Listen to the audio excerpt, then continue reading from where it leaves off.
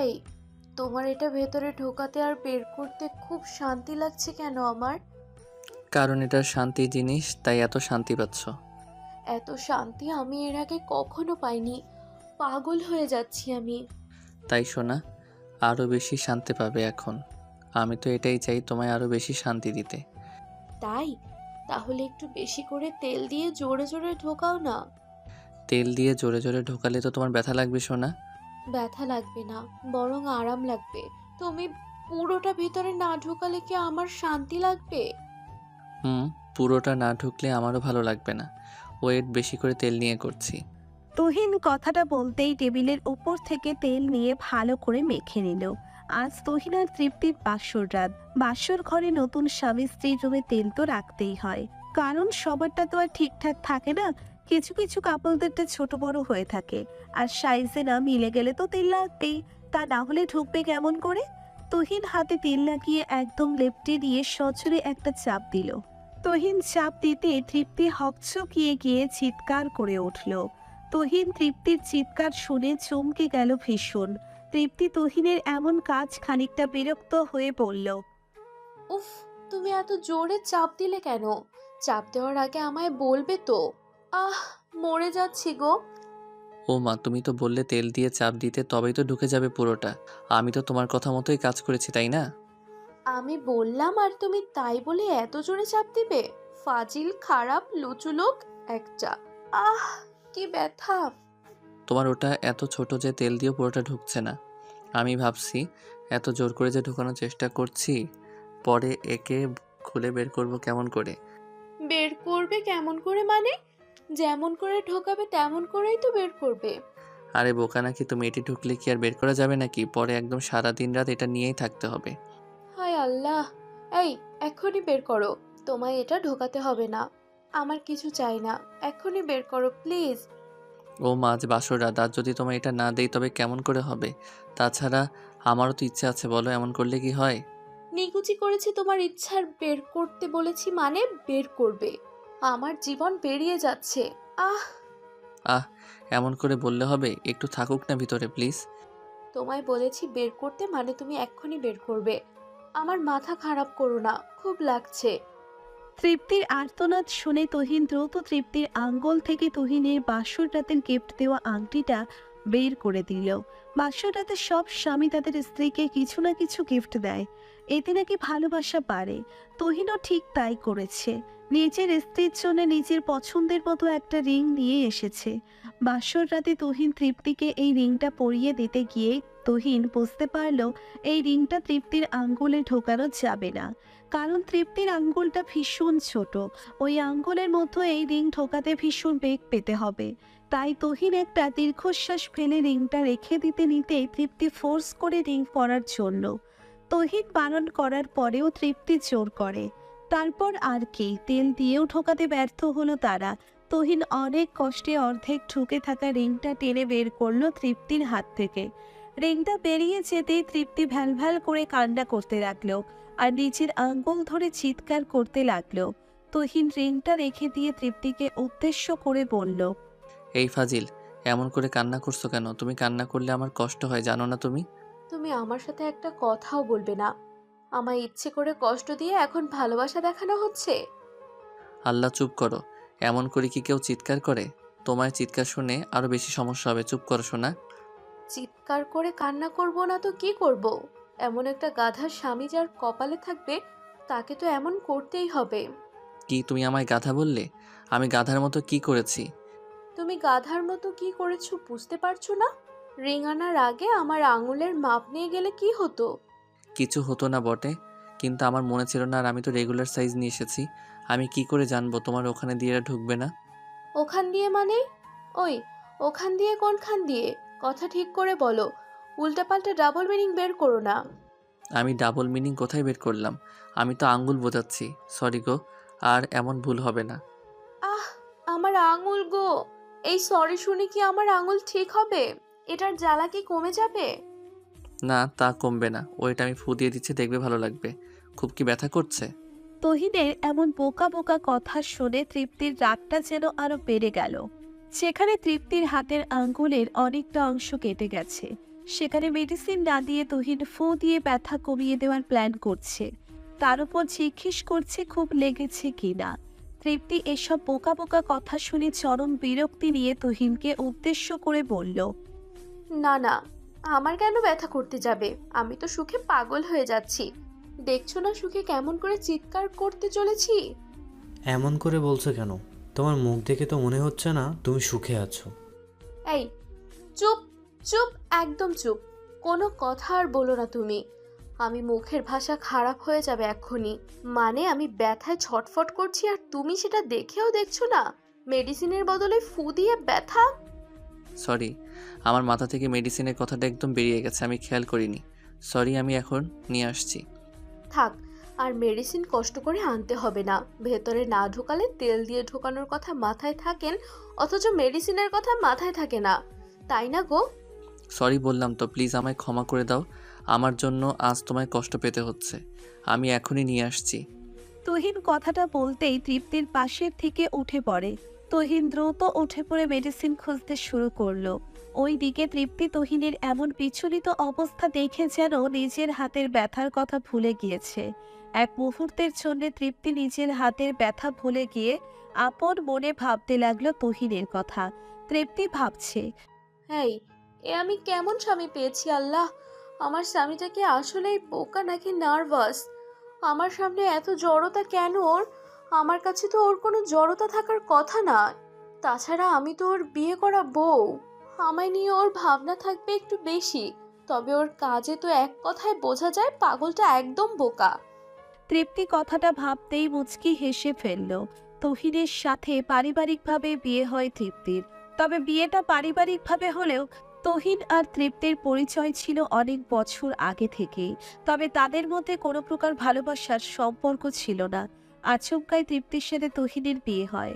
বিয়ের কথাও চলে প্রায় 6 মাস ধরে। এত বড় লম্বা সময় ধরে বিয়ের কথা চলার ফলে তুহিনের সাথে তৃপ্তির আলাদাভাবে কথা বলা, বোঝাপড়া করার সময় ও সুযোগ দুটোই হয়েছে। তুহিন কখনো যেমন রিলেশন করেনি, ঠিক তেমনি একটু অবাক করার কথা হলেও সত্যি যে তৃপ্তিও কারোর সাথে সম্পর্কে জড়ায়নি। তুহিনকে বিয়ে করার কথা সামনে আসতেই তৃপ্তি একটা কথাই শুধু বলেছে, এই পাগলটাই আমার কপালে চুটল। কথা বলে সেই দিন তৃপ্তি ভীষণ হেসেছে। আর আজও তুহিনের এমন পাগলামি দেখে সে হাসছে। তহির ফার্স্ট এইড বক্স দিয়ে তৃপ্তির কাছে এসে বসে তৃপ্তির হাতে ঔষধ লাগাতে শুরু করলো। আর তৃপ্তির ঠোঁটের কোণে হাসির ঝলক দেখে বলতে লাগলো, কি গো, হাসছো কেন? আমি বোকা ভাবছো? আরে আমি বোকা না, আমি একটু অপ্রস্তুত, তাই এমন হচ্ছে। তাই নাকি? তা আমার বর সাহেব কি জন্য এত অপ্রস্তুত? আমায়ও একটু বলুক। আমারও তো জানার প্রয়োজন আছে, কি কারণে আপনি অপ্রস্তুত। না মানে জীবনের প্রথম বিয়ে, তার উপর আমার সামনে আমার স্ত্রী বসে আছে, এই জন্য একটু অপ্রস্তুত। তাই নাকি? তার মানে এটা আমার জীবনের দ্বিতীয় বিয়ে। এর আগেও বিয়ে করে করে আমি এক্সপার্ট হয়ে গেছি, তাই না? ও মা, আমি সেটা কখন বললাম? আমি তো এমনিতেই বলেছি। প্লিজ আমার উপর রেগে যেও না, আমি মজা করে বলেছি আর কি। বুঝেছি বুঝেছি, তুমি কি করে বলছো। মানে আমি মানুষ না তো একটা রাক্ষসী, তাই আমায় দেখে ভয় পাচ্ছো। এটা কি বললে তুমি? আমার কিন্তু এইসব কথা একদম পছন্দ নয়। আমি এমনিতে একটু মাঝে মধ্যে অপ্রস্তুত হয়ে যাই, এটাই আমার রোগ। এটা নিয়ে রেগে যেও না প্লিজ। হয়েছে। কি হবে? কিসব বলছো? জানো না ছেলেদের কিছু হয় না, আমার কি করে হবে? আরে বোকা, আমি বলেছি মেডিসিন লাগানো হয়েছে। তোমার কিছু হবে না সেটা আমি জানি। হবে তো আমার। হয়ে গেছে, এই নাও, খুব তাড়াতাড়ি আঙুল ঠিক হয়ে যাবে। এখন একটু ঘুমিয়ে নাও, দেখবে ভালো লাগছে। কি? এটা কি বললে তুমি? আজ আমাদের বাসর রাত। আর এই বাসর রাতে কি কেউ ঘুমায়? তো না ঘুমিয়ে কি করে? তাছাড়া আজ তো আমাদের উপর দিয়ে অনেক খাটুনি গিয়েছে, আজ ওসব না করলে। কোন সব? ভালো করে বোধগম্য ভাষায় বলো। ওই যে রোমান্টিক মোমেন্ট অ্যান্ড রোম্যান্স, এসব আজ হবে না, সেটাই বলছি। ওরে তাই নাকি? আমি তো রোম্যান্স করার কথা বলিনি, আমি বলেছি ঘুমাবো না। তার মানে তোমার মাথায় শুধু ওইটাই ঘোরে, তাই তো? একদম না, আমি ভালো মানুষ, আমার মাথায় সব ঘুরবে কেন? হ্যাঁ জানি জানি কি ঘোরে। এখন চলো ব্যালকনিতে যাই, ব্যালকনিতে গিয়ে আমরা গল্প করব। ঠিক আছে, গল্প করতে করতে চাঁদও দেখা যাবে, চলো যাই। চলো যাই মানে? তুমি কি জানো না নতুন বিয়ে করা বউকে কোলে নিয়ে যেতে হয়? তাছাড়া আমার ইচ্ছে হয়েছে তোমার কোলে চড়তে। আমায় কোলে করে নিয়ে যাও। ফাজিল, চলো কোলে করে নিয়েই যাচ্ছি। তহিন বিছানা থেকে নেমে তৃপ্তিকে নিজের কোলে তুলে নিল। তহিন তৃপ্তিকে নিজের কোলে তুলে নিতেই তৃপ্তি ছোট বাচ্চার মতো তহিনের গলা জড়িয়ে ধরল। তহিন আরো ভালো করে তৃপ্তিকে কোলে নিয়ে চলে যায় ব্যালকনির দিকে। ব্যালকনিতে এসে তহিন তৃপ্তিকে নিজের কোলে নিয়ে বসলো। তৃপ্তিকে কোলে নিয়ে বসে চাঁদের আলো বসে গল্প করতে মিলন ভালো লাগছে তহিনের। তহিন আলতো করে নিচের হাত দিয়ে তৃপ্তির চুলে হাত বুলিয়ে দিয়ে তৃপ্তির কোমরে হাত বুলিয়ে দিয়ে আদর করছে। ওই দিকে তৃপ্তি তহিনের স্পর্শেও ভীষণ শান্তি পাচ্ছে। এতটা শান্তি পাচ্ছে যে যেটা কোনো ভাষায় প্রকাশ করা যাবে না। তহিন গল্প করতে করতে আচমকা তৃপ্তির ঘাড়ের উপর থেকে চুলগুলো সরিয়ে দিয়ে নিচের ঠোঁট ছোড়া তৃপ্তির ঘাড়ের উপর রেখে একটা গভীর চুমু খেলো। তহিনের ঠোঁটের পরশ পেতেই তৃপ্তি ভীষণ রকম কেঁপে উঠল। এক অদ্ভুত শিহরণ খেলে গেল তৃপ্তির সারা শরীরে। তৃপ্তি ভীষণ রকম কেঁপে উঠে তহিনকে উদ্দেশ্য করে বলল, এসব কি করছো? এমন করে না, আমার কেমন যেন লাগে। এমনটাই করব। কেন, তোমার কি খুব খারাপ লাগছে? ওহো, খুব খারাপ না, ভীষণ ভালো লাগছে। আর ইচ্ছে করছে আরো বেশি করে এমন স্পর্শ পেতে। তাই এত কেন ইচ্ছে করছে শুনি? এমন দুষ্টু স্বামী থাকলে আর তার রোমান্টিক স্পর্শ পেলে ভালো লাগবে না তো কি লাগবে জনাব? তবে তো ঠিক আছে, আমি আরো গভীরভাবে স্পর্শ করি, সমস্যা নেই তো। এই না, একদম দুষ্টুমি করবে না। আমার কোনো দুষ্টুমি চাই না। তুমি না চাইলেও আমি চাই। সো আমি দুষ্টুমি করব, মানে আরো বেশি করে করব। তহিন কথাটা বলতেই তৃপ্তির ঘাড়ের সাথে নিজের মুখ খুঁজতে লাগলো। তহিনের এমন স্পর্শে তৃপ্তির সারা শরীরের মধ্যে যেন কারেন্ট বয়ে গেল। তৃপ্তি ভীষণ রকম শোক অনুভব করছে তহিনের এমন স্পর্শে। তৃপ্তি চোখ বন্ধ করে নিয়ে তহিনের পিঠের উপর নিজের দুই হাত রেখে শক্ত করে খামচে ধরে আছে তহিনের জামা। তহিন আরো বেশি ব্যাকুল হয়ে পড়ল।